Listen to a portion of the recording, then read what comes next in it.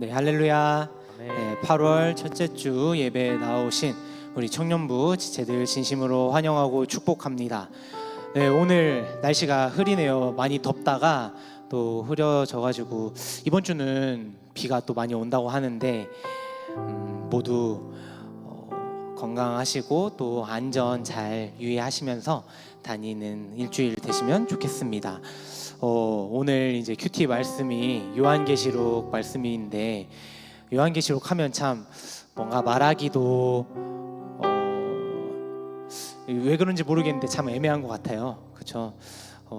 막 새하늘과 새 땅이라고 나오고 뭔가 그러면 안 되는데 이랑 가고 그러잖아요. 근데 이제 말씀에 그 천국을 소망하는 마음가짐을 좀 큐티를 하면서 엿볼 수가 있었는데 그곳은 이제 아픔도 없고 고통도 없고 하나님이 우리의 모든 것을 또 함께 하시는 그 곳임을 다시 한번 깨달을 수 있었던 것 같습니다. 그 곳에 대한 소망을 이야기하는데 막 이단이 끼고 그러면 안 되잖아요. 우리 오늘 또 찬양하고 그 말씀을 들을 때 정말 우리에게 천국이 어떤 곳일까? 하나님과 동행하는 그 곳은 우리가 어떠한 소망을 가지고 나아가야 될까? 그런 생각을 가지시면서 또 기도하고 찬양하고 말씀 들으시면 좋을 것 같습니다. 그리고 오늘 이제 주일 3부 예배 말씀에 목사님께서 반복에 관한 말씀을 하셨어요. 습관처럼 예배를 드린다라고 하면 뭔가 그냥 때돼서 나오고 일요일이니까 예배 드리고 그런 것 같은데 반복은 훈련이고 그것에 숙달되는 과정이라고 목사님께서 말씀을 하셨거든요. 우리가 이 자리에 나와서 예배를 드리는 것 그냥 일요일이니까 습관처럼 나오는 게 아니라 주님을 우리 주인으로 인정하고 모시고 우리가 주님이 바라는 그 곳으로 나아가는데 천국으로 나아가는데 훈련하는 과정이라고 생각이 들었습니다. 우리 청년부 지체들도 그냥 습관이 아니라 내가 이 과정이 훈련하는 과정이구나 라는 것을 다시 한번 생각하는 우리 주일 예배 됐으면 좋겠습니다. 기도하고 찬양하도록 하겠습니다. 하나님 감사드립니다. 오늘도 동일하게 이 자리에 나와 주님께 예배를 드립니다. 하나님, 우리가 예배를 드리는 것이 단지 주일이라 습관처럼 그냥 나와서 예배를 드리는 것이 아니라 주님께서 원하시는 그곳으로 나아가고 주님께서 원하시는 사람이 되어가는 그 과정임을 저희가 다시 한번 깨닫습니다. 하나님, 이 시간 우리가 예배하고 또 찬양하고 주님 말씀을 들을 때 주님께서 원하시는 그 마음들 또 주님께서 원하시는 곳을 우리가 바라볼 수 있도록 하나님 인도하시고 함께하여 주시옵소서. 주님께서 주시는 그 은혜를 하나도 놓치지 않고 돌아가는 시간 되길 소망합니다. 그리하여서 일주일을 또 살아갈 수 있는 힘을 우리에게 허락하여 주시옵소서. 주님, 이 시간 홀로 영광 받아주시고 사랑이 많으신 예수님의 이름으로 기도드렸습니다.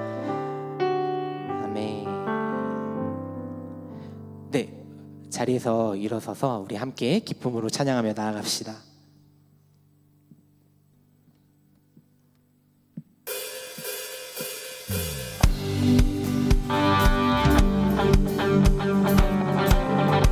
우리 박수 치시면서 우리를 언제나 빛으로 비추시는 주님을 찬양하며 나아갑시다.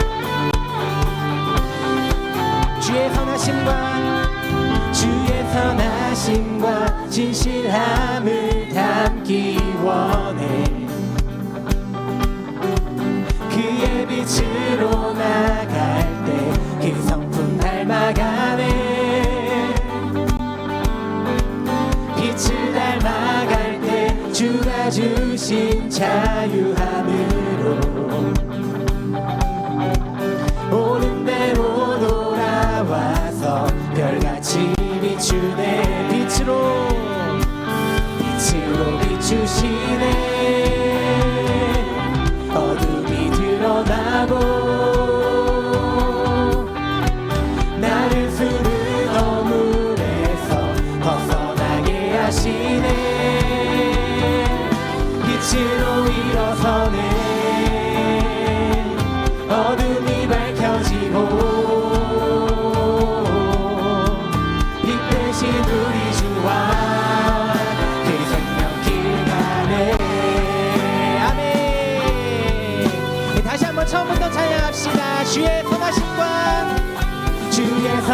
인내심과 진실함을 담기 원해. 아멘. 그의 빛으로 나갈 때 그 성품 닮아가네. 빛을 닮아갈 때, 빛을 닮아갈 때 주가 주신 자유함으로 옳은 대로 돌아와서 별같이 비추네. 선포합시다. 빛으로 비추시네.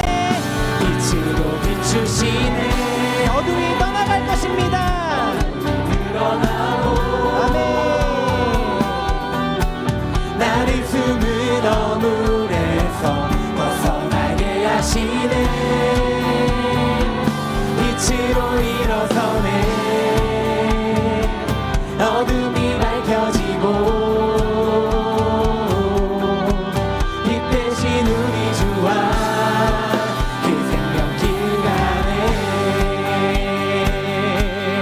우리 이 시간 내 영혼을 고백하며 나아갑시다. 내 영혼아, 내 영혼아 일어나 주의 빛 발하라.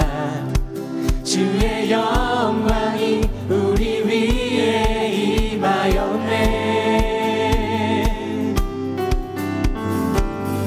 내 영혼아 일어나 주의 빛 발하라.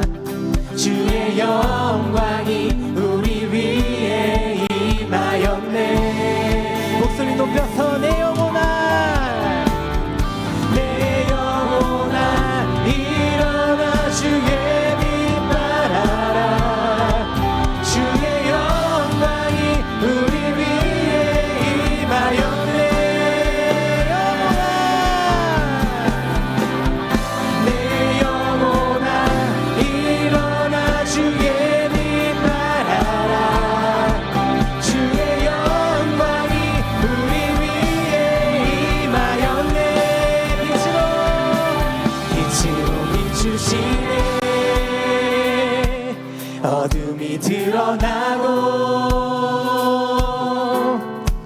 나를 숨은 어물에서 벗어나게 하시네. 아멘.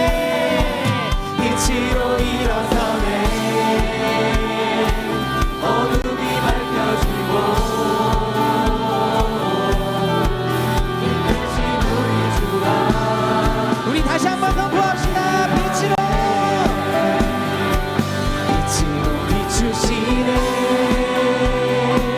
어둠이 드러나고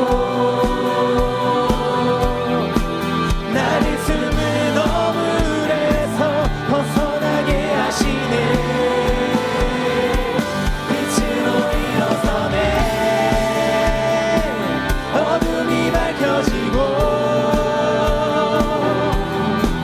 빛 대신 우리 주와 그 생명길 가네.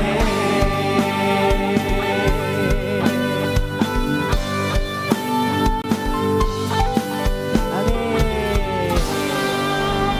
우리를 빛으로 비추시는 그 주님과 함께 걸어가겠다는 다짐을 이 찬양으로 고백하며 나아갑시다.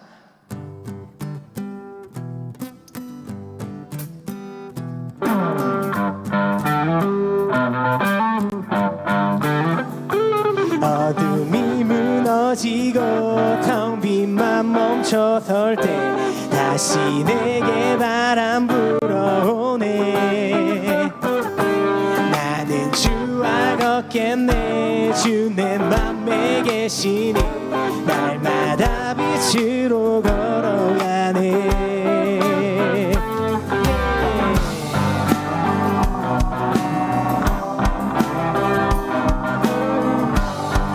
우리 다시 한번 처음부터 찬양하며 나갑시다. 어둠이 무너지고 텅 빈 맘 멈춰설 때 다시 내게 바람 불어오네. 나는 주와 걷겠네. 주 내 맘에 계시니 날마다 빛으로 걸어가네. 주는 나의 도움 내 등불 되시니 나 두렵지 않네.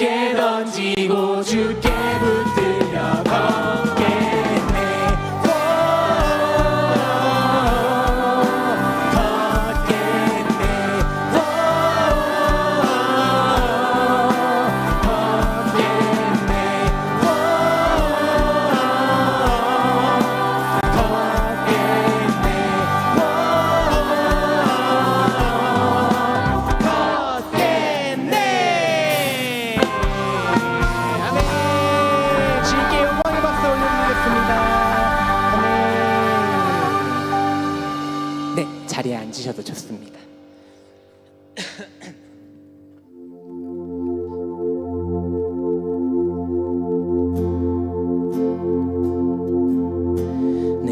내게로부터 눈을 들어 주를 보기 시작할 때 주의 일을 보겠네. 내 작은 마음 돌이키사 하늘의 꿈꾸게 하네. 주님을 볼 때 한 번 더 내게로부터 눈을 들어 주를 보기 시작할 때 주의 일을 보겠네. 내 작은 마음 돌이키사 하늘의 꿈꾸게 하네. 주님을 볼 때 모든 시선을 주님께 드리고 살아계신 하나님을 느낄 때 내 삶은 주의 역사가 되고 하나님이 일하기 시작하네.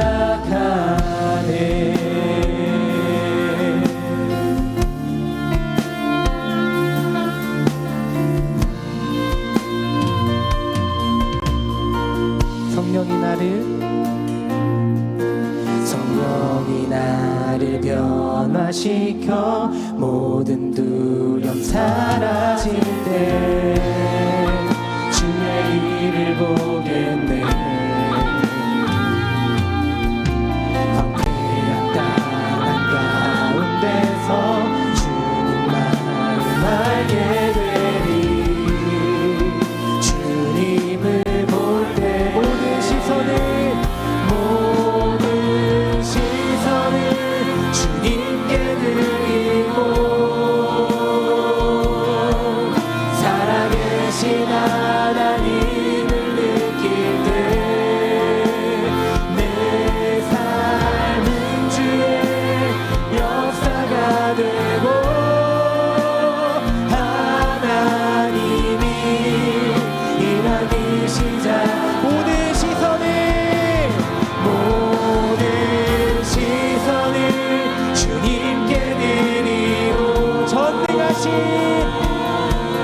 전능하신 하나님을 느낄 때 세상은 주의 나라가 되고 하나님이 일하기 시작하네.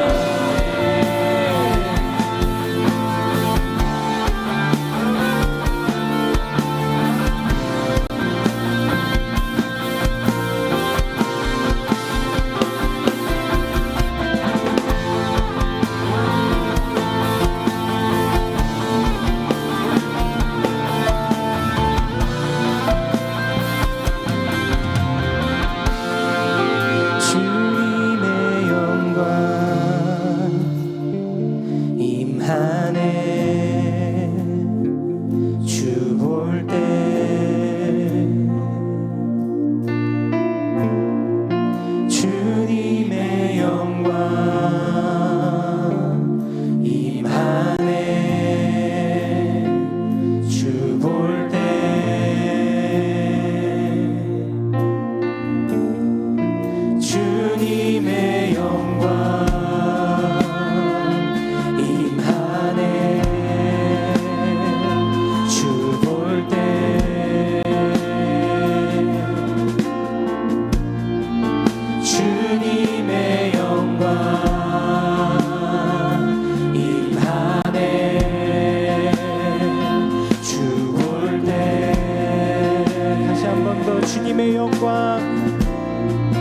주님의 영광 임하네. 주 볼 때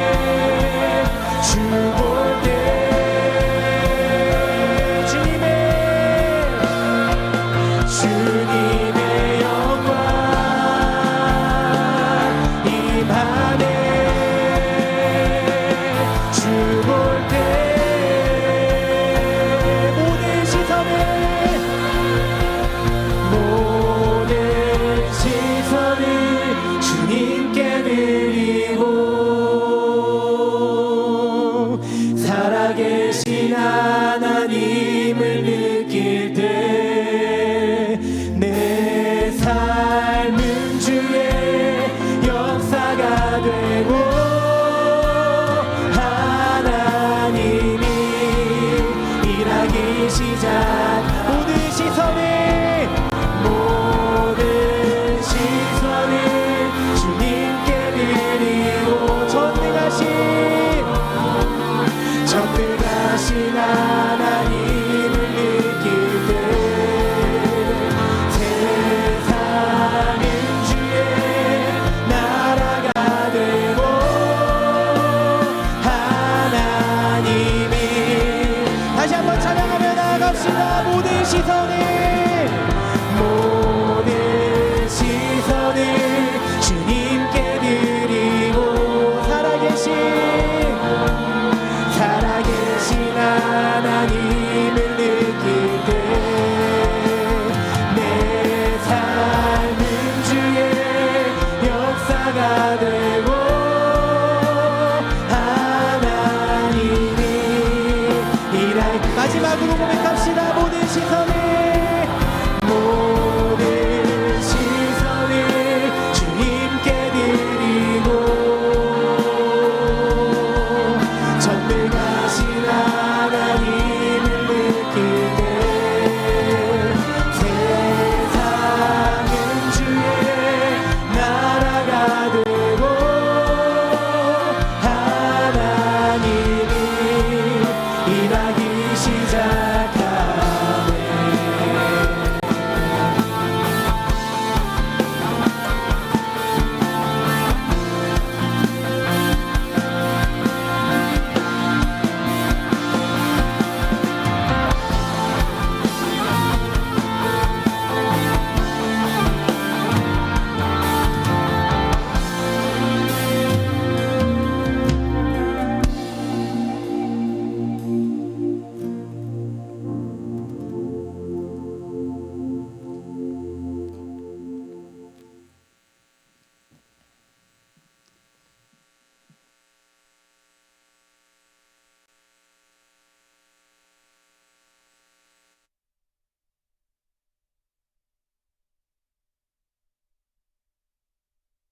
지금 이곳에 찬양하겠습니다.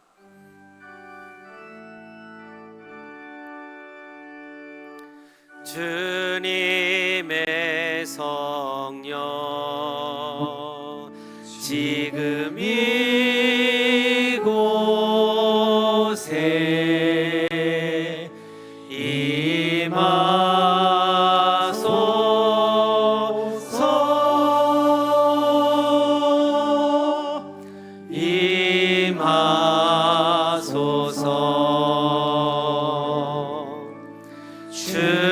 주님의 성령 지금 이곳에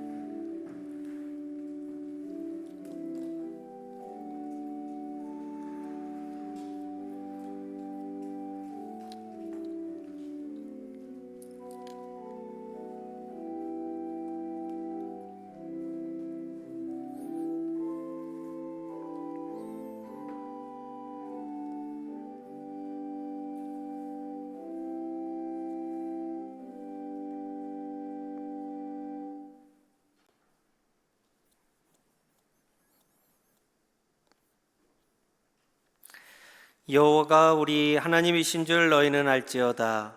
그는 우리를 지으시니요 우리는 그의 것이니 그의 백성이요 그의 기르시는 양이로다.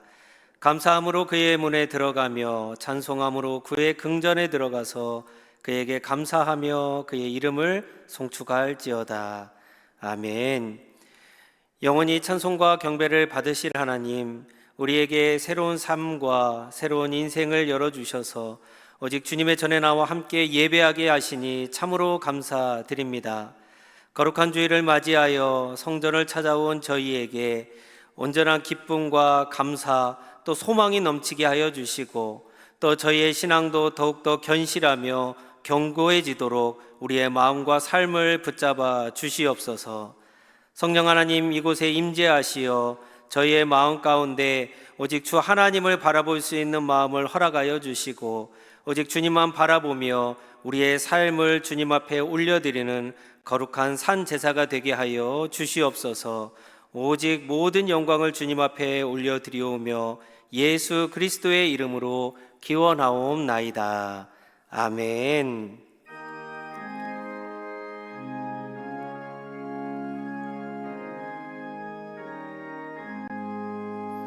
만입이 내게 있으면 그 입 다가지고 내 구주 주시는 종을 늘 찬송하겠네. 내 은혜로신 하나님 날 도와주시고 그 크신 영광 널리 펴 다 알게 하소서. 내 주의 귀한 이름이 날 위로하시고 이 귀의 음악 같으니 참 희락되도다. 내 죄의 권세 깨뜨려 그 결박 푸시고 이 주한 마음을 비로소 곧정케 하셨네.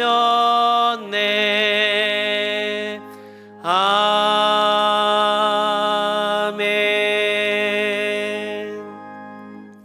신앙 고백하겠습니다. 나는 전능하신 아버지 하나님 천지의 창조주를 믿습니다.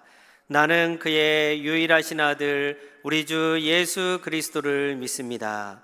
그는 성령으로 잉태되어 동정녀 마리아에게서 나시고 본디오 빌라도에게 고난을 받아 십자가에 못 박혀 죽으시고 장사된 지 사흘 만에 죽은 자 가운데서 다시 살아나셨으며 하늘에 오르시어 전능하신 아버지 하나님 우편에 앉아 계시다가 거기로부터 살아있는 자와 죽은 자를 심판하러 오십니다.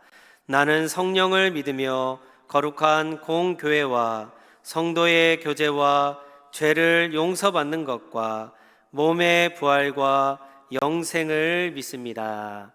아멘. 자리에 앉으시겠습니다.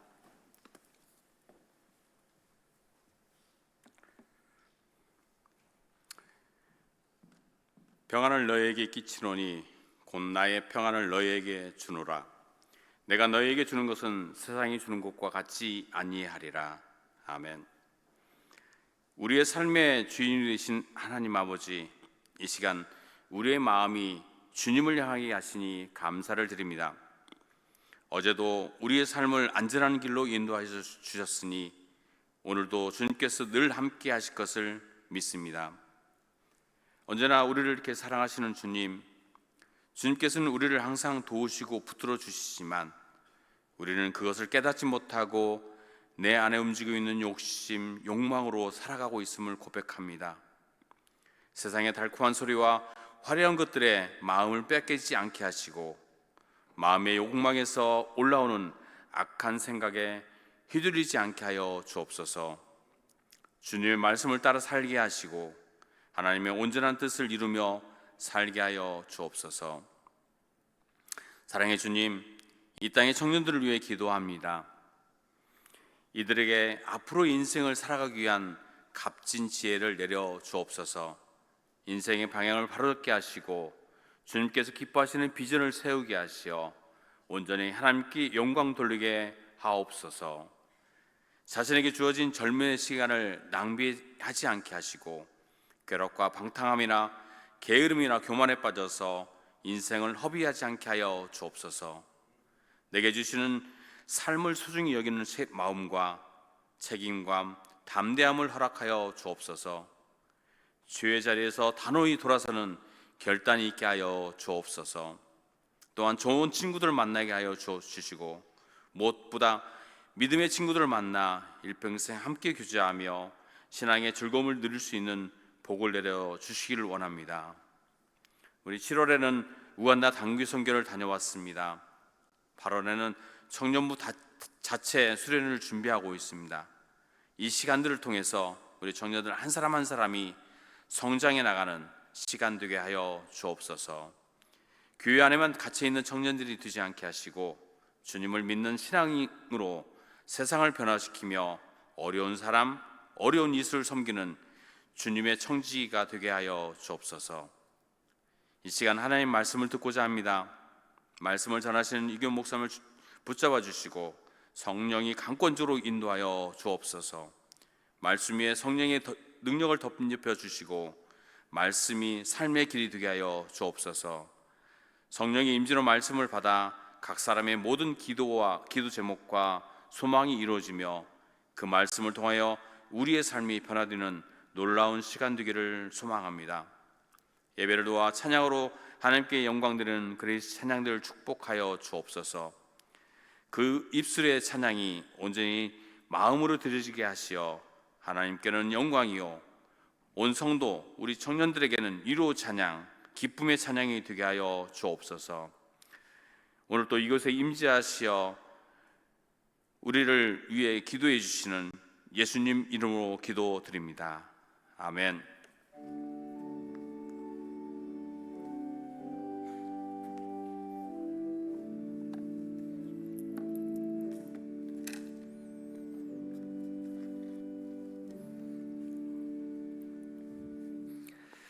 오늘 우리에게 주시는 거룩하신 하나님의 말씀은 요한계시록 21장 1절에서 8절까지의 말씀입니다. 요한계시록 21장 1절에서 8절입니다. 또 내가 새 하늘과 새 땅을 보니 처음 하늘과 처음 땅이 없어졌고 바다도 다시 있지 않더라. 또 내가 보매 거룩한 성 새 예루살렘이 하나님께로부터 하늘에서 내려오니 그 준비한 것이 신부가 남편을 위하여 단장한 것 같더라. 내가 들으니 보좌에서 큰 음성이 나서 이르되 보라, 하나님의 장막이 사람들과 함께 있음에 하나님이 그들과 함께 계시리니 그들은 하나님의 백성이 되고 하나님은 친히 그들과 함께 계셔서 모든 눈물을 그 눈에서 닦아주시니 다시는 사망이 없고 애통하는 것이나 곡하는 것이나 아픈 것이 다시 있지 아니하리니 처음 것들이 다 지나갔음이러라. 보좌에 앉으신 이가 이르시되 보라, 내가 만물을 새롭게 하노라 하시고 또 이르시되 이 말은 신실하고 참되니 기록하라 하시고 또 내게 말씀하시되 이루었도다. 나는 알파요 오메가요 처음과 마지막이라. 내가 생명수 샘물을 목마른 자에게 값없이 주리니 이기는 자는 이것들을 상속으로 받으리라. 나는 그의 하나님이 되고 그는 내 아들이 되리라. 그러나 두려워하는 자들과 믿지 아니하는 자들과 흉악한 자들과 살인자들과 음행하는 자들과 점술가들과 우상 숭배자들과 거짓말하는 모든 자들은 불과 유황으로 타는 못에 던져지리니 이것이 둘째 사망이라. 아멘. 이 말씀은 살아계신 하나님의 말씀입니다. 아멘.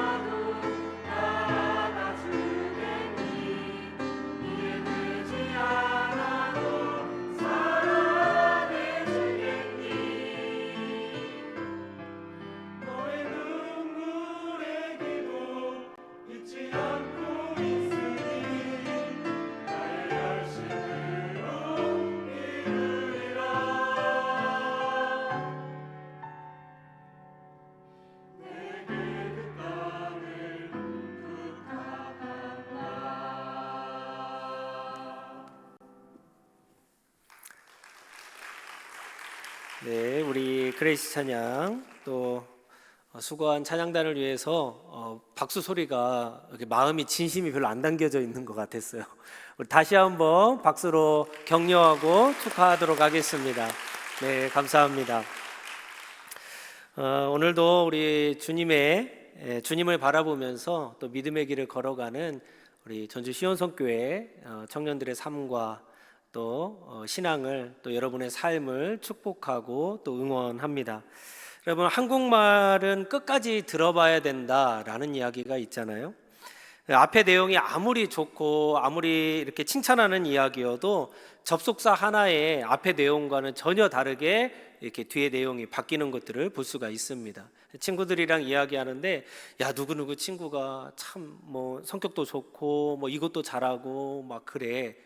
그런데 딱 이 얘기가 나오면 앞에 내용은 별로 중요한 얘기가 아니잖아요. 다 뒤에 있는 이야기가 중요한 건데요. 그런데, 하지만 이와 같은 접속사가 나오면 이 앞에 내용과는 전혀 다른 이야기가 이렇게 이루어지게 됩니다. 그래서 한국말은요, 앞보다 뒤가 좋아야 됩니다. 물론 앞에도 좋고 뒤에도 좋으면 좋겠지만 앞보다는 뒤가 더 좋아야 사실 듣는 사람이 기분이 좋아지는 거죠. 야, 너는 행색이 좀 왜 그러냐? 옷이 좀 별론 것 같아. 야, 근데 너 진짜 잘생겼다. 갑자기 막 감정이 막 이입이 된 것 같아요. 막 웃으면서. 사람의 말에도요, 반전의 순간이 있잖아요. 그런데요, 성경에도요, 극적인 전환의 순간, 반전의 순간이 있습니다. 오늘 우리가 읽은 계시록이요, 바로 그런 성경이지요.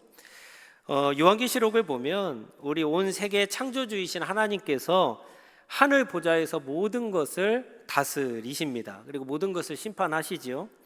그런데 하나님은 의로우신 분이신데, 여러분, 우리가 이 세상을 살아가는 이 세상은요, 사실 의롭지 않잖아요. 여러 가지 불의한 것들도 있고 살인과 간음과 여러 가지 죄악된 모습들이 아주 팽배하게 있는 것들을 우리가 발견할 수 있습니다. 하나님께서, 의로우신 하나님이 그것을 지켜보고 계실 수는 없는 것이죠. 그래서 이것을 온전히 바로잡기 위해서, 처음의 모습으로 돌이키기 위해서 여러 가지 재앙과 심판을 이야기하십니다. 그게 바로 우리 말씀 속에, 요한계시록 속에 담겨져 있는 것이지요. 특별히 6장과 8장에는요, 일곱인 심판이라는 게 기록되어져 있고요, 8장에서 11장까지는 일곱 나팔 심판에 대해서 기록되어져 있습니다. 그런데 여기에서만 멈춘 게 아니라 16장에 보면 일곱 대접 심판이라고 또 기록되어져 있습니다. 그러니까 요한계시록 전체를 따져놓고 보면 여러분, 재앙과 심판에 대한 내용이 대부분이라는 것을 알 수가 있습니다. 자, 그렇다면 우리는 이 계시록을, 요한계시록을 심판의 이야기로만 받아들여야 되는가? 두렵고 떨리는 마음으로 이 성경을 읽어야 되는가 하는 질문이 생겨나게 되는 것이지요. 그런데 그렇지 않다는 거예요. 왜냐? 오늘의 말씀, 특별히 요한계시록 21장을 통해서 하나님께서는 우리에게 위로와 소망을 허락해 주시기 때문이지요.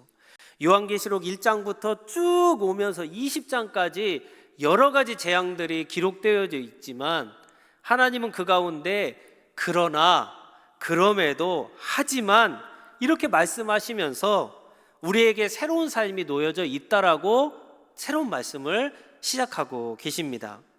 그런 의미에서 여러분, 도리어 이 요한계시록은요, 우리에게 위로가 되고 또 소망이 되고 또 희망이 되는 말씀이다라고 우리가 바꾸어 말할 수 있습니다. 오늘 말씀을 기록한 사도 요한은요, 제가 한 달 전인가요, 이 요한계시록에 대해서 말씀을 나누면서 배경에 대해서 이야기를 나눈 적이 있습니다. 사도 요한이요, 밤모라 하는 섬에서 유배 생활을 하고 있었습니다. 너무나 힘든 생활을 하고 있었지요. 특별히 로마 황제였던 도미티아누스라는 황제 때에 이 밤모라는 섬에서 유배 생활을 하게 됩니다. 그런데 문제는 이 도미티아누스가 그리스도인들을 어마어마하게 핍박했다는 거예요. 그 이유는 무엇이냐? 황제가 자신을 신으로 여겨라, 나를 주로 여겨라, 이렇게 강요를 했지만 그리스도인들을 결코 그것을 받아들이지 않았기 때문이지요. 우리 화면을 볼까요? 황제를 숭상하지 않으면은요, 이 그리스도인들을 감시하고 고문하고 옥에 가두었습니다. 심지어는 사자의 밥이 되거나 검투사의 칼에 죽임을 당하는 일들이 비일비재했어요. 여러분, 영화 우리 글래디에이터라든가 뭐 스파르타쿠스라든가 이런 영화들을 보면, 드라마를 보면 사실 여러 가지 내용들이 이제 나오는데 되게 잔인하잖아요. 그런데 그 잔인한 죽음의 대상이 누구였냐면 그리스도인이었다는 거예요. 뿐만 아니라 아까 그림에서도 나왔듯이 화형을 당하는 일도 있었습니다. 특별히 오늘 말씀을 기록한 사도 요한의 제자였던 폴리캅이라는 사도가 있었어요. 그 사도는요, 자기의 믿음을 지키기 위해서 이 화형을 당했습니다. 근데 그 사람만 그런 것이 아니라 그 당시에 그리스도인들이 그토록 어려운 삶을 살았다라는 것을 이야기하고 있지요. 그러니까 종교적인 문제는요, 단순히 신앙의 문제를 넘어서 이게 정치적인, 사회적인, 문화적인 이런 것들을 넘어서 결국 생사의 문제로 연결될 수밖에 없었던 것이 그 당시의 상황이었습니다. 그렇기 때문에 여러분, 요한계시록은요, 로마라는, 그 당시 로마 모든 패권을 쥐고 있었던 이 로마와의 관계에서 읽지 않으면 익혀질 수가 없는 거예요. 이런 배경을 알지 못하고 특별히 이단이나 사이비 같은 사람들이 뭐라고 이야기하냐면 이 배경을 이야기하지 않아요. 그리고 오늘의 상황에 맞게 그것을 짜맞춰 가지고 설명을 한단 말이죠. 그러면 듣는 사람들은요, 그것이 그럴싸해요. 왜? 우리의 삶이 그러하니까요. 그런데 중요한 건 뭐냐? 이 계시록이 쓰여졌을 때의 상황과 배경을 먼저 이해해야 된다라는 겁니다. 오늘 말씀에도 보면 사도 요한이 직면한 그 당시의 상황, 특별히 로마라는 나라에서의 현실이 묻어나고 있습니다. 오늘 말씀 1절의 말씀인데요. 또 내가 새 하늘과 새 땅을 보니 처음 하늘과 처음 땅이 없어졌고 바다도 다시 있지 않더라, 이렇게 이야기합니다. 여러분, 하나님, 예수님께서 이 땅에 오셔가지고 새로운 새 하늘과 새 땅, 새로운 창조가 시작된 거예요. 그런데 여러분, 여기에 신기한 말이 하나가 있어요. 뭐냐? 바다도 다시 있지 않더라, 이렇게 이야기합니다. 여러분, 바다가 무슨 잘못이 있습니까? 그런데 하나님이, 예수님이 오시면요, 바다가 없어졌대요. 바다를 만들지 않겠다고 이야기합니다. 여러분, 우리에게 있어서 바다는 어떤 의미인가요? 우리 화면 한번 볼까요? 여러분, 우리가 바다 생각하면 머릿속에 나오는 바다의 모습들이 있잖아요. 몰디브, 뭐 하와이, 되게 좋은 바다를 생각하지 않습니까? 우리에게 있어서 사실 바다는 나쁘고 두려운 느낌은 아닌 것 같아요. 특별히 우리 이제 8월을 맞이해서 휴가를 가게 되잖아요. 우리 청년들은 휴가 하게 되면 산으로 갑니까? 바다로 갑니까? 계곡으로 갑니까? 아니면 바다로 가요? 어디로 가시죠? 물론 둘 다 가면 좋겠지요. 네, 둘 다 가면 좋은데요. 그 정도로 사실 뭐 바다를 좋아하는 사람도 있고 산을 좋아하는 사람도 있겠지만 적어도 중요한 건 바다를 부정적인 느낌으로 생각하지 않는다라는 거예요. 그런데 여러분, 이스라엘 민족에 있어서 바다는 어떤 의미였을까? 여러분, 구약에서 신약을 바라보면 히브리인들, 이스라엘 백성들은요, 바다를 되게 두렵게 생각했습니다. 특별히 바다에 악마나 어떤 무서운 괴물이 산다고 여겼어요. 특별히 이제 우리 구약이라든가, 구약의 가장 중요한 사건은요, 여러분, 출애굽 사건이거든요. 신약의 사건은 예수님이 십자가에서 달리신 십자가 사건인데요. 우리 구약의 사건을 한번 생각해 보면, 여러분, 그 출애굽 사건이 매우 중요한데, 이스라엘 백성들이 애굽에서 종살이하다가 이제 광야로 나오게 되죠. 여러분, 그때 처음 만난 장애물 기억하세요? 홍해 바다였습니다. 성경 원문에는 갈대바다라고 되어 있는데 어쨌든 바다예요. 그만큼 이스라엘에게 가장 중요한 사건이 일어나는데 그것을 떡하고 막는 게 어디냐면 바다였단 말이죠. 또 우리 복음서에 보면 물론 예수님의 제자들이 다 어부였기 때문에 사실 바다에서 일어나는 일들이 많지만, 여러분, 막 바다에 막 폭풍이 일어나가지고 막 제자들이 죽으려고 그러잖아요. 막 두렵고 떨리지 않습니까? 요나 선지자도 그렇죠. 막 배가 막 이 폭풍을 만나가지고 결국 이 바다에 던져지잖아요. 그만큼 이스라엘 백성들에게 있어서 이 바다라 하는 곳은 너무나 두려운 곳입니다. 특별히 오늘 말씀 속에 나오는 이 요한계시록에 나오는 바다는요, 혼돈과 악의 상징이에요. 혼돈스럽고 나를 힘들게 하고 세상에 악이 모여 있는 곳이 바로 이 바다입니다. 실제로 로마는요, 지중해, 우리 화면 한번 보실까요? 바다를 중심으로 제국을 운영했습니다. 지중해를 중심으로 이 모든 나라가 펼쳐져 있지요. 이게 바로 로마의 영토였습니다. 그러니까 여러분, 여기에 말씀 가운데 바다도 다시 있지 않다, 이런 말은요, 단순히 바다가 눈앞에 있고 없고의 얘기를 하는 게 아니라 폭력으로 또 억압으로 얼룩져 있는 우리 민족을 힘들게 하고 나를 힘들게 하는 그 로마의 질서, 그 악의 모습이 이제 사라질 거다. 우리 예수님이 오시면 우리가 이렇게 고통스럽게 살아가고 있는 삶이 사라질 거다 하는 의미를 오늘 말씀은 담고 있더라는 것이죠. 또 4절의 말씀을 볼까요? 모든 눈물을 닦아주시니 다시는 사망이 없고 애통하는 것이나 곡하는 것이나 아픈 것이 있지 않다. 여러분, 그 말씀은 뭡니까? 이게 이제 앞으로 일어날 일이잖아요. 그때에는 눈물이 없어질 거래요. 사망이 없을 거고요, 곡하는 게 없을 거고요, 아픈 게 없어진대요. 그럼 반대로 한번 생각해 보시죠. 앞으로는 그럴 건데 그럼 지금 있는 현실은 어떻다는 거죠? 눈물이 가득 차 있다는 거예요. 눈물이 난다는 것이고요, 고통스럽다는 것이고요, 내가 내 삶이 너무나 아프다라는 것을 이 사도 요한은 담고 있는 겁니다. 로마의 식민지로 살아가는, 그래서 나의 삶, 나의 가족 하나 건사하지 못하고 나의 신앙 하나 지키지 못하는 그런 고통스러운 현실이 바로 오늘 가운데 있었다라는 것을 우리가 이 말씀 가운데 발견해낼 수 있는 거예요. 여러분, 우리 홍길동전에 보면 호부호형이라고 이야기하잖아요. 아버지를 아버지라 부르지 못하고 형을 형이라 부르지 못하고. 근데 여러분, 이 요한이 살던 시대가 그랬어요.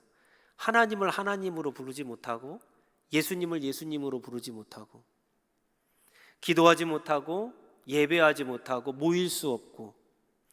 그러니까 당시 그리스도인들에게 너무나 고통스러운 건 다른 게 아니었어요. 예수님을 예배하지 못하는 그것이 가장 고통스러운 순간, 고통스러운 자리였다라는 것이죠. 이거는요, 눈에 보이는 고난이었어요. 반면에 눈에 보이지 않는 고난도 있었습니다. 우리 화면 볼까요? 브레드 앤 서커스 다음 장입니다. 브레드 앤 서커스라고 해서요, 당시의 황제는 정책적으로 빵을 무료로 공급했습니다. 먹을 것을 공급했다는 거죠. 그러니까 로마 사람들이요, 어려움이 없었어요. 왜? 국가에만 가면 빵을 먹을 수 있었습니다. 식량을 먹을 수 있었어요. 그런데 한 가지는 더 있었죠. 서커스라는 거. 엄청나게 자극적인 오락을 제공했습니다. 우리 이탈리아에 있는 콜로세움이 대표적이죠. 그곳에서 사자라든가 호랑이 같은 맹수와 검투사들이 싸우는 경기들을 보여줍니다. 또 그리스도인들을 죽이는 장면들을 보여줍니다. 엄청나게 자극적이죠. 피 튀기는 일들을 보여줍니다. 왜 그랬을까요? 로마라는, 황제라는 사람들에게 불만을 가진 것들을 그렇게 어떤 빵이라든가 서커스 정책으로 인해서 모든 관심을 거기에 돌려놓는 거예요. 여러분, 예전에 우리 그 전두환 5공화국에 3S 정책이라는 게 있었습니다. 스포츠, 섹스, 스크린. 영화를 보여주고 TV를 보여주고 어떤 프로야구라든가 프로축구 혹은 성적인 것들을 조장하면서 이 나라에 불만이 있었던 것들을 자연스럽게 돌리는 그런 정책들이 있었어요. 문제는 이런 일들이 계속되니까요, 로마의 도덕적인 타락과 폭력적인 오락이 일상화되게 됐어요. 그러니까 가정의 윤리가 무너지기 시작했고 가족이 붕괴되기 시작했습니다. 근데 여러분, 이런 것들은요, 눈에 보이지 않는 거예요. 나도 모르게 그 문화에 젖어가는 것들입니다. 여러분, 오늘날 여러분의 삶 가운데 여러분을 가장 힘들게 하는 것들이 무엇이 있습니까? 아까 사도 요한이 겪었던 것처럼 목에 막 칼을 들이밀고 막 멱살을 잡으면서 야, 너 예수 믿으면 내가 너 때릴 거야, 막 이런 일은 우리가 당하지 않을 거예요. 그러나 보이지 않는 그런 고난들, 보이지 않는 고통들이 분명히 우리 안에 있더라는 겁니다. 저는 방금 예배를 시작하면서 엄청난 고통을 느꼈어요. 지금까지 제가 목회를 하면서 아이패드로 설교를 10여 년이 넘게 했는데요, 처음으로 아이패드가 멈췄습니다. 아까 엄청 당황했어요. 다행히 그 고난을 넘겼습니다. 다시 되더라고요. 여러분, 근데 여러분의 삶 가운데 다른 사람은 모르지만 나만 아는 고통이 있을 수 있습니다. 어떻게 보면 남이 봤을 때 야, 어떻게 그게 문제가 될 수 있어? 라고 이야기할 수 있지만 나에게는 엄청난 큰 고민이 될 수 있겠죠. 부모님과 친구와의 관계 속에서 어려움을 겪는 사람도 있을 겁니다. 어떤 사람은 진로의 문제, 어떤 사람은 결혼의 문제, 어떤 사람은 경제적인 문제를 놓고 야, 이거 어떻게 해야 되는가 고민하는 청년들도 분명히 있을 거라고 생각합니다. 때로는 내가 몸에 병이 들어서, 질병이 있어서 아파서, 혹은 어떤 말과 언어의 문제로 인해서 때로는 상처 주고 상처받는 일들 가운데 어려움이 있을 수도 있겠지요. 어쩌면 술과 담배의 문제일 수도 있습니다. 음란의 문제일 수도 있고요. 아마도 각자가 처해진 상황과 여건에 따라서 우리가 각자의 여러 가지 어려움들을 직면하고 살아가고 있다라는 겁니다. 확실한 것은요, 2000년 전이나 지금이나 여러분 그리스도인들에게 그 고난은 필연적으로 다가올 수밖에 없다라는 거예요. 왜냐? 우리는 세상과 대면해서 그리스도의 법으로 그리스도의 가치로 살아가기로 결정한 사람들이기 때문에 그래요. 우리가 세상의 문화를 쫓아간다고 한다면 여러분 이런 어려움들이 일어나지 않겠지요. 그러나 세상의 문화, 세상에 어떤 가치가 있지만 그럼에도 불구하고 나는 그 가치가 아니라 예수 그리스도의 가치로 살아가겠노라고 결정했기 때문에, 결단했기 때문에 내 마음 가운데 부딪히는 지점, 즉 고난의 지점이 생길 수밖에 없더라는 것입니다. 그런 세상 가운데 하나님은 사도 요한의 환상을 통해서 우리에게 말씀하시는 거예요. 야, 이제 내 아들 예수가 이 땅에 다시 올 건데 재림하는 그때에 새 하늘과 새 땅이 열리게 될 것이다. 여기에서 새 하늘과 새 땅이 임한다라는 것은 어떤 진짜 말 그대로 새 하늘 새 땅, 새로운 공간이 열린다라는 개념보다는 나를 고통스럽게 하고 나를 아프게 하고 나를 근심하게 했던 문제들이 해결된다라는 의미가 더 강합니다. 온전한 평화와 기쁨이 있는, 그래서 하나님의 법, 예수 그리스도의 통치가 이루어지는 그 시기가 분명히 올 것이다 라고 우리에게 가르쳐주고 있는 거예요. 여러분, 이스라엘 백성들은요 너무나 고통스러운 상황 가운데 있었어요. 로마의 압제와 핍박 속에 살아가고 있지만 그 마음 가운데 무엇이 있었냐면, 야, 우리 예수님이 오시면, 예수님이 재림하시면 그래, 지금보다 나은 삶, 지금보다 행복한 삶, 지금부터 평안한 삶을 내가 살아갈 수 있을 거야 라는 기대가 그 마음 가운데 있었다라는 것이죠. 그러니까 여러분, 고통 속에 살아가는 그 사람들에게 있어서 이 위로, 사도 요한의 이 계시가 얼마나 큰 위로가 됐겠습니까? 하루하루를 버티게 하는 하나의 표대가 되었을 겁니다. 여러분, 어떤 신학자가요 우리나라 민족, 우리 민족과 이스라엘 민족을 비교하면서 이야기한 적이 있습니다. 그 중에 하나가 귀신에 대한 이야기입니다. 우리는 이제 한의 민족이라고 이야기하잖아요. 한의 정서가 있습니다. 그래서 이게 여러분 한이라는 걸 사실 설명하기가 정말 어렵습니다. 그래서 서양 사람들을 이 한이라는 것을 설명을 해도 이해할 수가 없어요. 그러나 적어도 한국 사람이라면 설명하지 못해도 대충 이런 느낌은 이게 한이다라는 것들을 우리가 느낄 수가 있는 것이죠. 근데 여러분, 우리 민족 가운데 왜 한이라는 게 생길까 생각해 보니까요, 억울한 일이 많기 때문에 그런 거예요. 예전 고려 시대부터 조선 시대 또 일제 강점기를 따져 보면은요 늘 외침이 있었습니다. 우리는 가만히 있었는데 맨날 와가지고 못 살게 굴잖아요. 사람을 죽이고 있는 걸 다 빼앗고. 여러분, 나라만 그랬겠습니까? 내부적으로 보면 양반 사대부들이 어떻게 합니까? 상놈들, 노예들, 천민들을 학대하고 못 살게 굴지요. 문제는 그렇게 억압받고 고통당하는 사람들이 하소연하거나 마음속에 응어리진 마음을 풀 수 있는 곳이 있습니까? 없습니까? 없잖아요.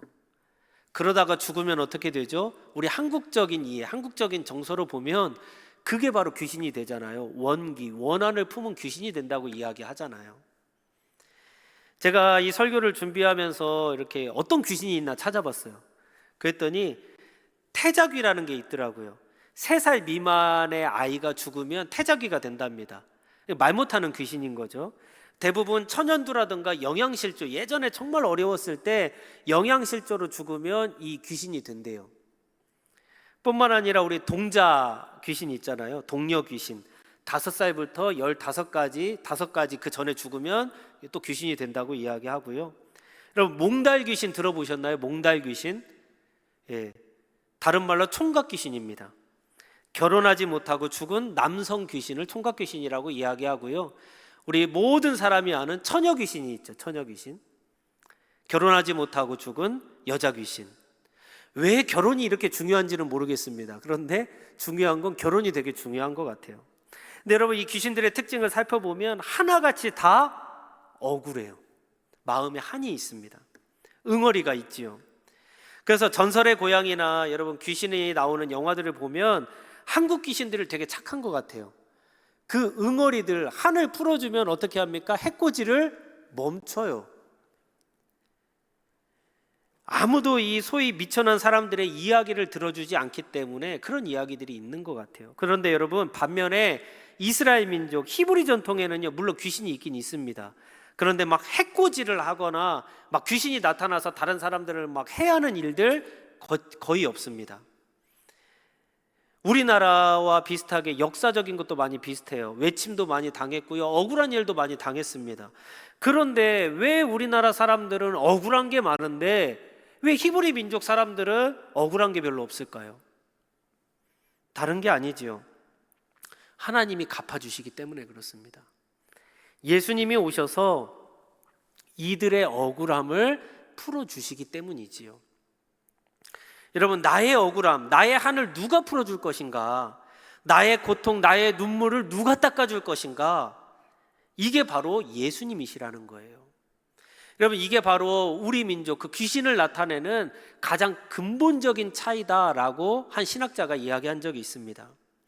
여러분, 예수님이 나의 마음의 한을 풀어주시고, 예수님이 내 눈에 눈물을 닦아주시고, 예수님이 나의 소원을 들어주시고, 예수님이 나의 몸을 회복시켜 주시고, 예수님이 나의 삶을 회복시켜 주신다. 예수님이 하신다라는 거예요.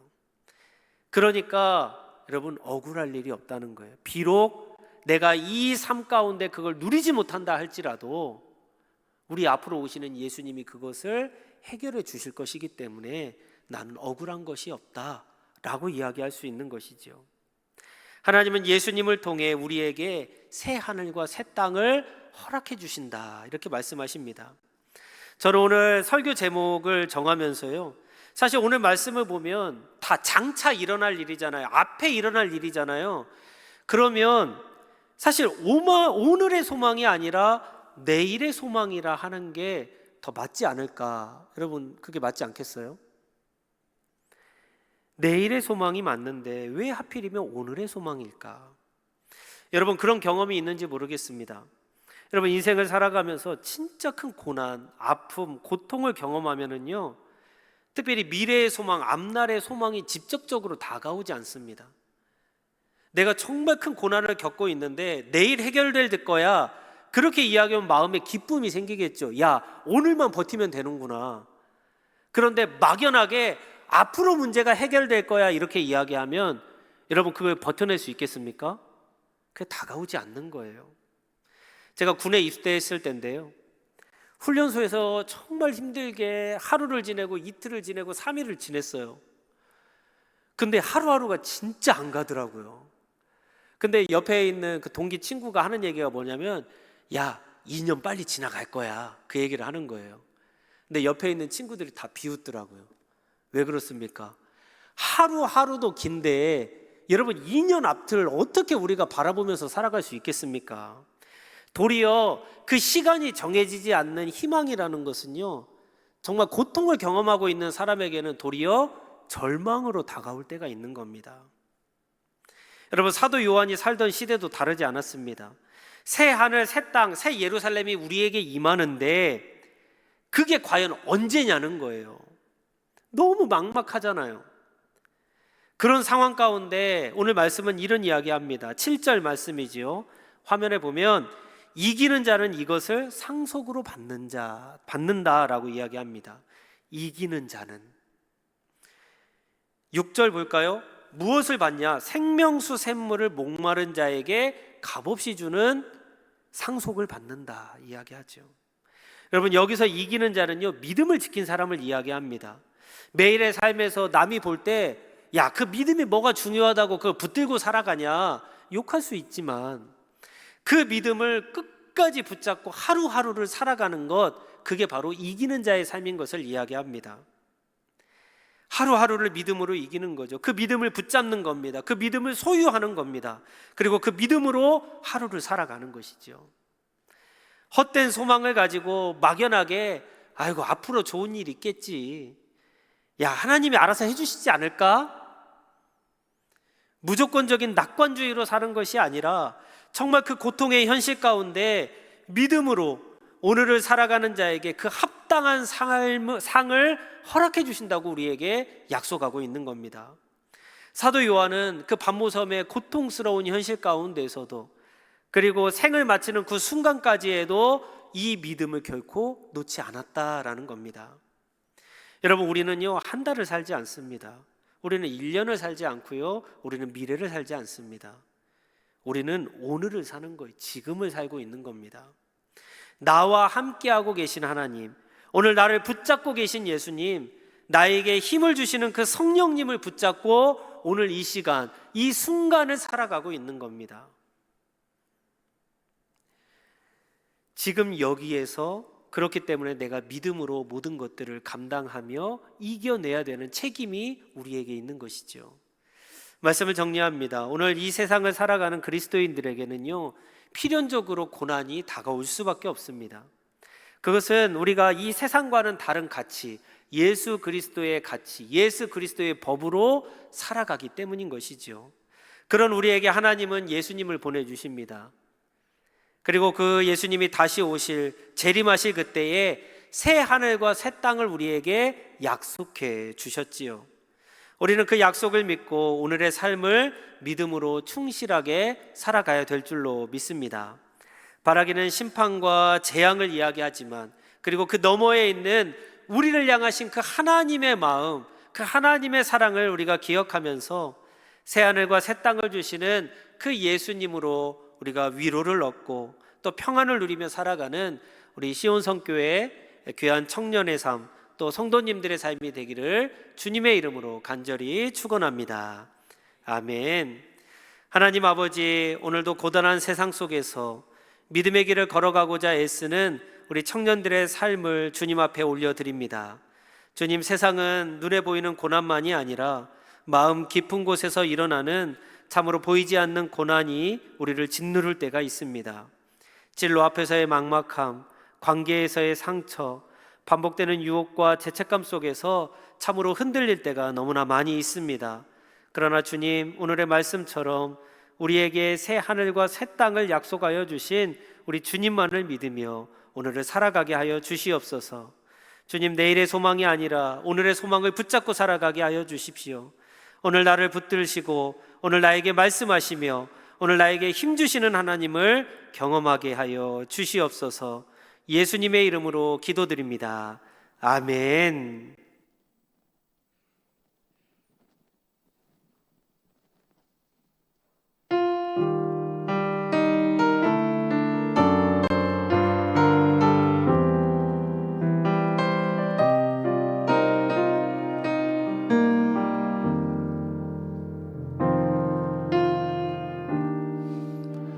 나의 방황을 주님께서 헤아리시고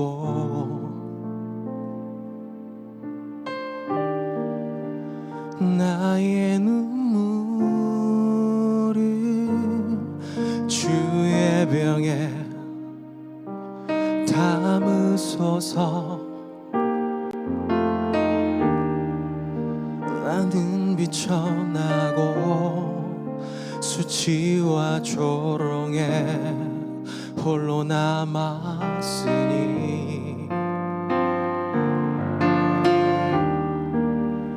나의 하나님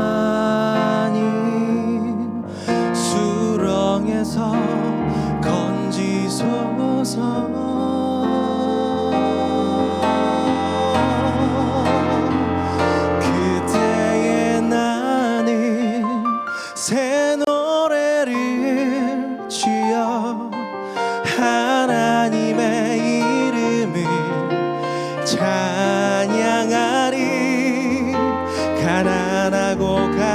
가진 자들의 소리를 들으시니 구원의 하나님을 높이리.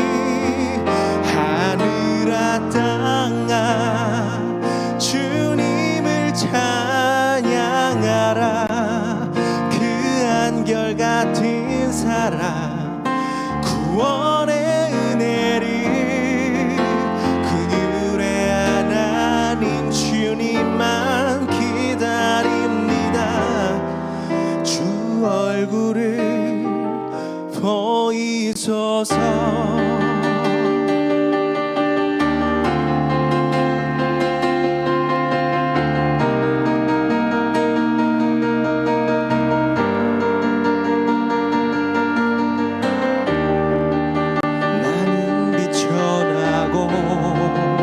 수치와 조롱에 홀로 남았으니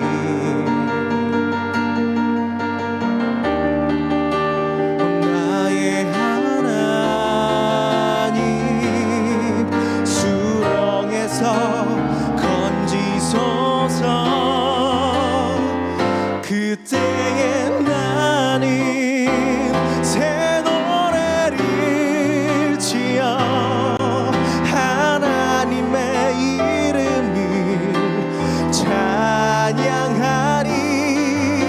가난하고 갇힌 자들의 소리를 들으시는 구원의 하나님을 높이리. 하늘아 땅아 주님을 찬양하라. 그 한결같은 사랑 구원의 은혜를 긍휼의 하나님 주님만 기다립니다. 주 얼굴을 보이소서. 주 얼굴을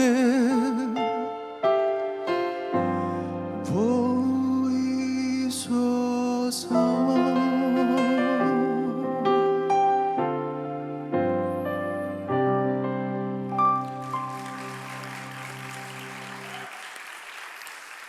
다 함께 일어나서 봉헌 찬양 드리도록 하겠습니다.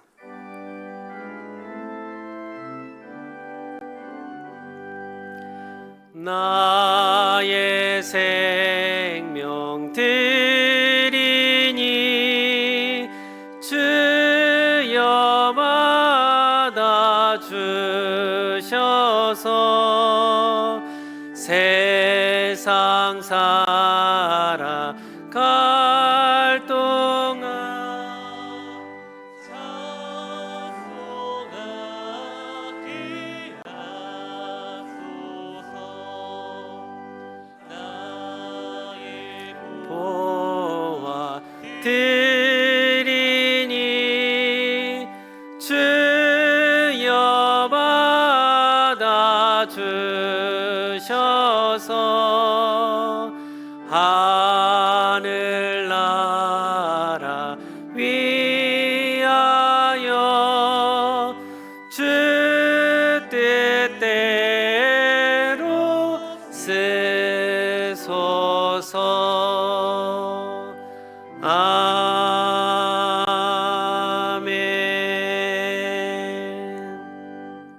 다 함께 기도하겠습니다. 하나님 아버지, 우리를 지키시고 보호하여 주시니 참으로 감사드립니다.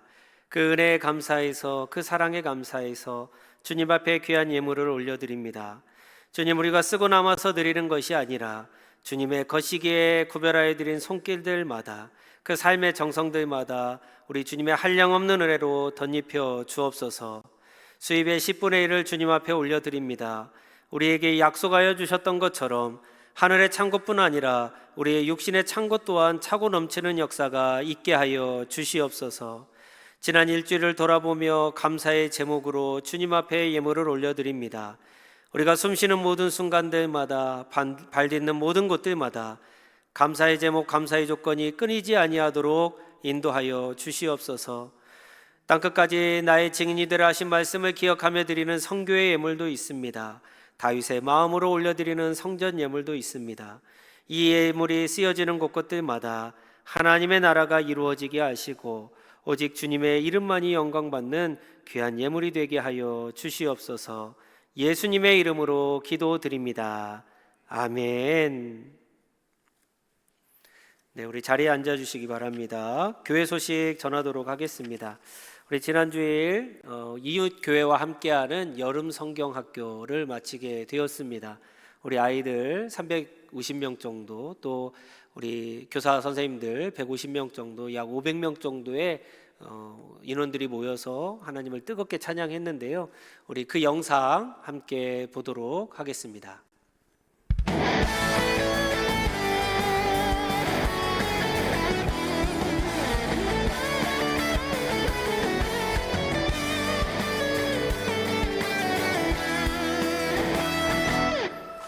하늘을 향해 달리는 경주는 시작되고 내 안에 색이 넘어난 주님의 선수 교대를 향하여 하나님의 부르심 받아 즐거이 전진하네. 지치고 힘들어도 주님만 바라보며 Going to a signpost 그때를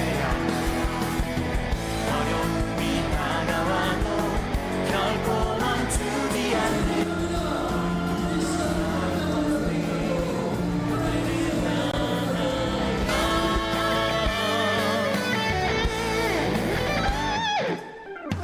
하늘을 향해 달리는 경주는 시작되고 내 안에 색이 넘어난 주님의 선수 교대를 향하여 하나님의 부르심 받아 즐거이 전진하네. 지치고 힘들어도 주님만 바라보며.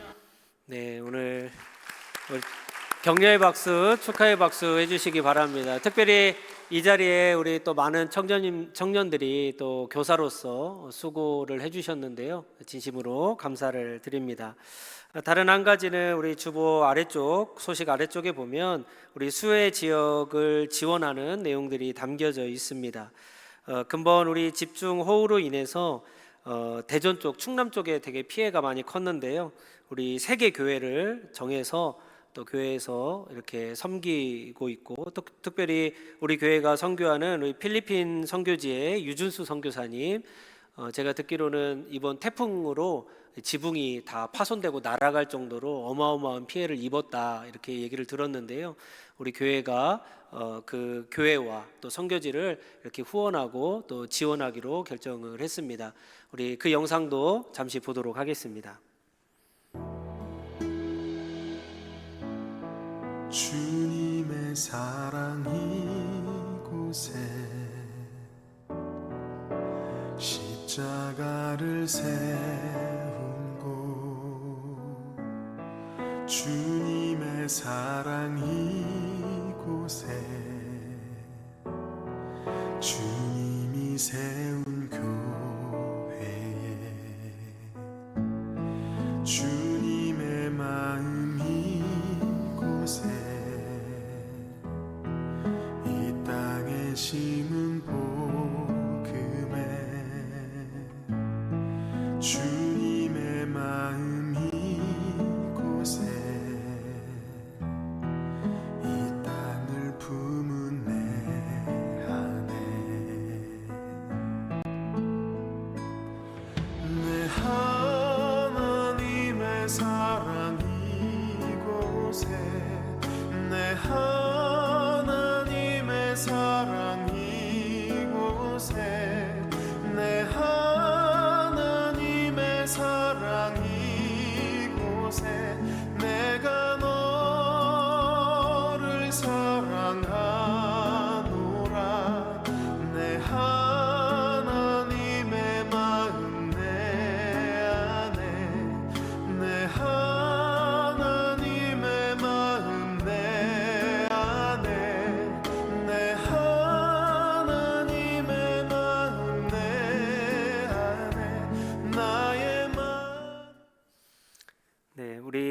피해를 입은 교회와 또 선교지를 위해서 우리 청년들도 많은 관심과 기도해 주시기를 부탁드립니다.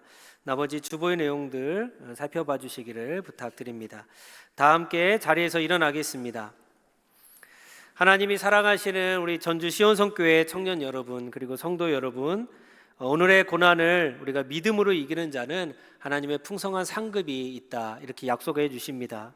심판과 재앙의 너머에 있는 우리를 향하신 그 하나님의 마음을 기억하면서 새 하늘과 새 땅을 주시는 우리 예수님으로 인해 위로를 얻고 평안을 누리며 살아가는 우리 모두가 되기를 간절히 소망합니다. 우리 다 함께 파송의 노래 찬양하겠습니다.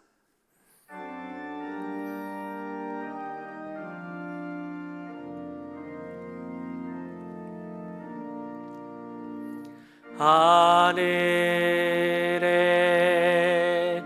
계신 아버지, 이름 거룩하사 주님 나라 임하시고 뜻이 이루어지다.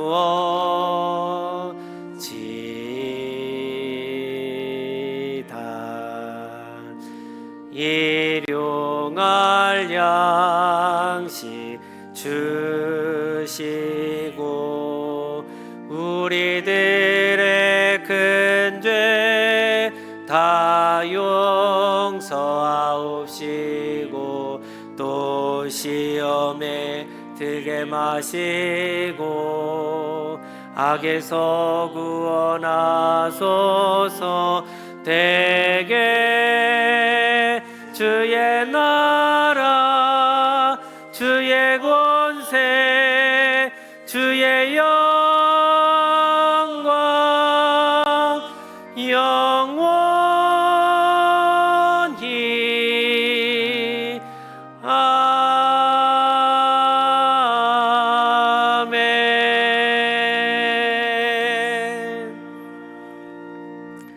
이제는 이 땅 가운데 친히 오셔서 십자가의 고난과 아픔을 묵묵하게 감당하신 참으로 겸손하신 예수 그리스도의 은혜와 여호와는 내게 복을 주시고 너를 지키시기 원하며 여호와는 그의 얼굴을 내게로 비추사 은혜 베푸시기를 원하며 여호와는 그의 얼굴을 내게로 향하여 드사 평강 주시기를 원하시는 하나님 아버지의 지극하신 사랑하심과 성령님의 감화감동 교통 교제하심 위로하심의 역사가 오늘의 고난을 믿음으로 이김으로 우리 예수님을 통해 위로를 얻고 평안을 누리기를 소망하는 우리 시온성교회 청년들과 또 성도들 머리머리 위에 이들의 가정과 직장과 사업과 학업의 현장 위에 살아가는 모든 발걸음 위에 이제로부터 영원까지 함께 하시기를 간절히 축원하옵나이다. 아멘.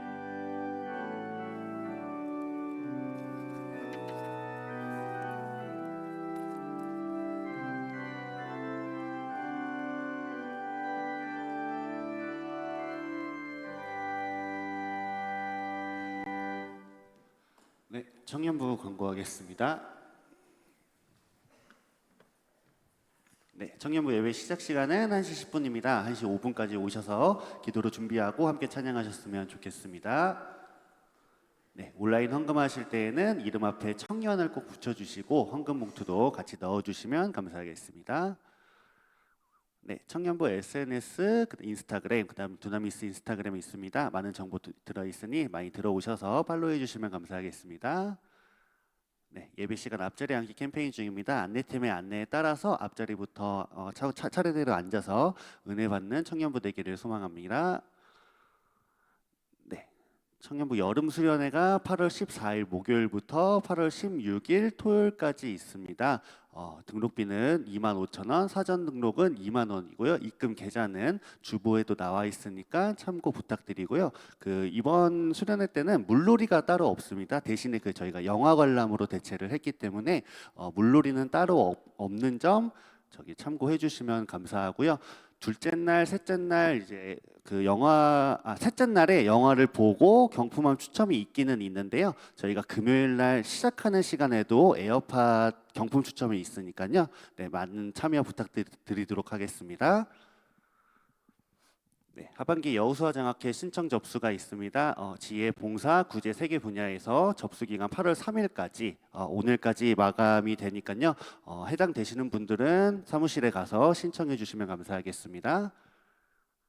네, 오늘 새가족 팀 배정이 있습니다. 김시우 청년, 황정훈 청년 앞으로 나와 주시겠어요?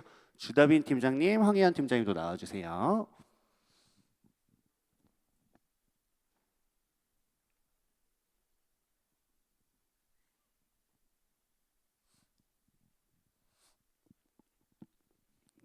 김시우 청년, 네, 주다빈 팀장님 받아주시고, 그 다음에 황정훈 청년, 황혜연 팀장님 받아주시고, 5주 동안 저희 수료했습니다. 앞에 보고 인사 한번 부탁드리겠습니다. 네, 자리로 돌아가 주시면 감사하겠습니다.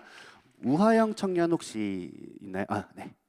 잠깐 저희가 광고 하나 할 게 있어서 우하영 청년에게 마이크 넘기도록 하겠습니다.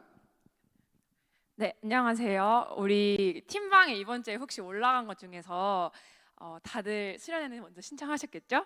네, 수련회 말고 한 개 더 올라갔는데 G2A라는 집회가 10월 3일에 서울에서 있습니다. 이게 전국에 있는